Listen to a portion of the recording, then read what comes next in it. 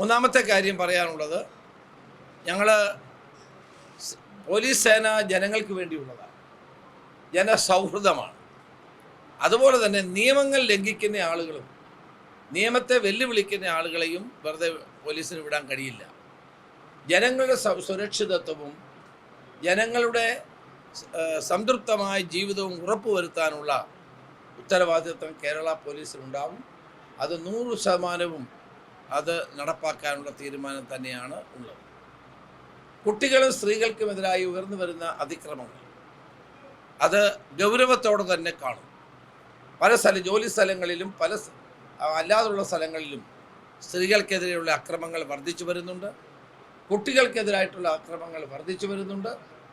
അതിനെ ഗൗരവപൂർവ്വം വീക്ഷിച്ചുകൊണ്ട് ശക്തമായ നടപടികൾ സ്വീകരിക്കാനും അതിൻ്റെ ലോജിക്കൽ കൺക്ലൂഷൻ എന്ന നിലയിൽ അത് കൺവിക്ഷനിലേക്ക് എത്തിക്കാനുമുള്ള സത്വര നടപടികളായിരിക്കും പോലീസ് സ്വീകരിച്ചുകൊണ്ടിരിക്കുന്നത്. അത് കൂടുതൽ ശക്തിപ്പെടുത്താനും തീരുമാനിച്ചിട്ടുണ്ട്. അതുപോലെ തന്നെ ഞങ്ങൾ പ്രധാനമായും ജനമൈത്രി പോലീസ് ശക്തിപ്പെടുത്താനും സ്റ്റുഡൻറ്റ് പോലീസ് കേഡറ്റിന് കൂടുതൽ പ്രാധാന്യം കൊടുക്കാനും ഇന്നത്തെ യോഗം തീരുമാനിച്ചിട്ടുണ്ട്.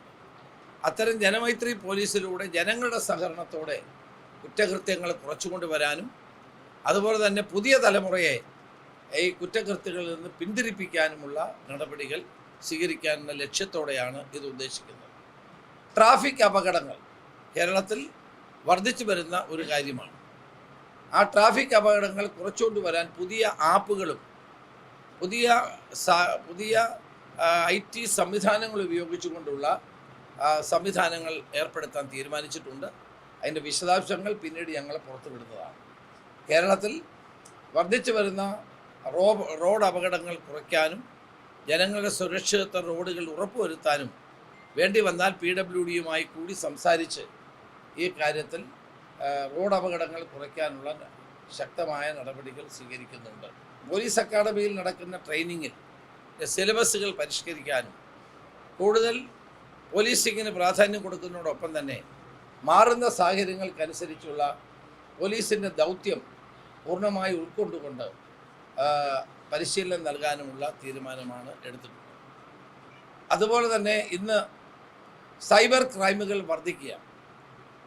ആധുനിക കാലഘട്ടത്തിലെ ഈ സൈബർ ക്രൈമുകളെ ഗൗരവപൂർവ്വം നമ്മൾ കാണേണ്ടിയിരിക്കുന്നു. അതിനാവശ്യമായ സംവിധാനങ്ങൾ ഇന്ന് കുറവുണ്ട്. പോലീസ് അംഗങ്ങളുടെ കുറവുണ്ട്.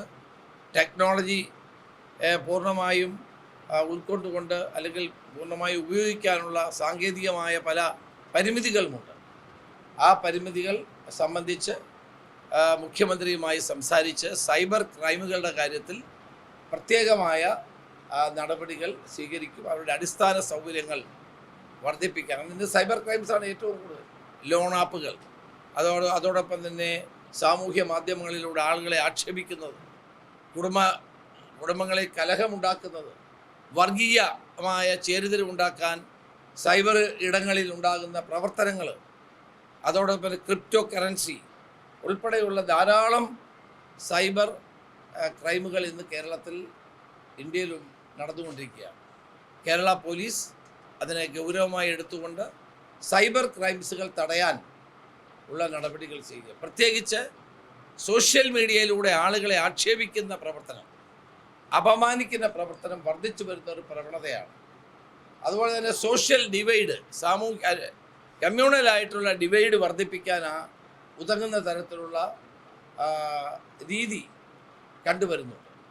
സൈബർ ഇടങ്ങളിൽ സമൂഹത്തിൽ വർഗീയമായ ചേരിതിരിവുണ്ടാക്കാൻ നടത്തുന്ന നീക്കങ്ങൾ, സ്വഭാവഹത്യ നടത്തുന്ന പ്രവർത്തനങ്ങൾ, ലൈംഗികമായ ചൂഷണത്തിന് വേണ്ടി നടത്തുന്ന ശ്രമങ്ങൾ, ഇതെല്ലാം ഗൗരവമായി പോലീസ് കാണും. ഞങ്ങൾ ഇന്നത് ചർച്ച ചെയ്തപ്പെട്ട ഒരു വിഷയമാണ്.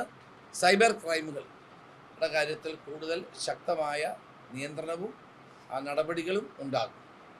അവസാനമായി എനിക്ക് പറയാനുള്ളത്, കേരള പോലീസിനെ കൂടുതൽ ശക്തിപ്പെടുത്താനും പോലീസിൻ്റെ പ്രവർത്തനങ്ങൾ കാര്യക്ഷമമാക്കാനും പോലീസ് സ്റ്റേഷനുകളിൽ ജനങ്ങൾക്ക് നിർഭയം കടന്നു ചെല്ലാൻ കഴിയത്തക്ക നിലയിലുള്ള സംവിധാനം ഉണ്ടാക്കാനുമാണ് ഇന്നത്തെ ഞങ്ങളുടെ യോഗം തീരുമാനിച്ചത്.